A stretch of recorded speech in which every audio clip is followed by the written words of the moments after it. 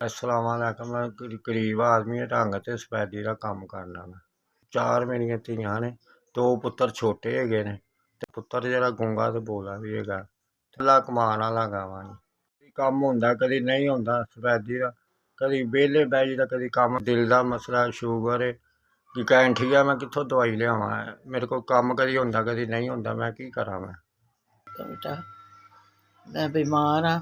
मैं मियाँ रंग रुंग दा कली दा कम्म करदा, सर्दियां ने, कारोबार है कोई नहीं। मेरियां 4 बच्चियां जवान ने, 2 बेटे ने, वो धीआं तो छोटे ने। एक गूंगा बोला मजदूर बच्चा है, एक सही वो छोटा है। मेरा मियाँ दवाई लैके नहीं दे सकता।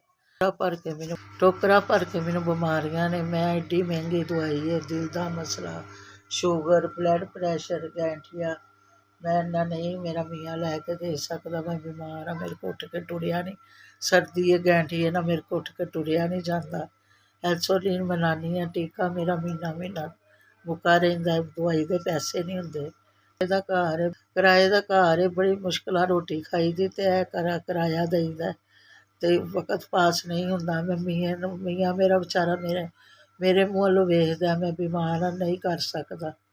तुहाडी मेहरबानी, साडे गरीबां दी मदद करो।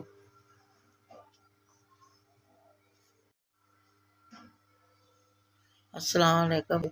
अल्लाह तुहानू बहुता रिज़क रोज़ी देवे, तुहाडे बच्चियां नूं तंदुरुस्ती जिंदगी। 5000 दे के मेरी मदद की है।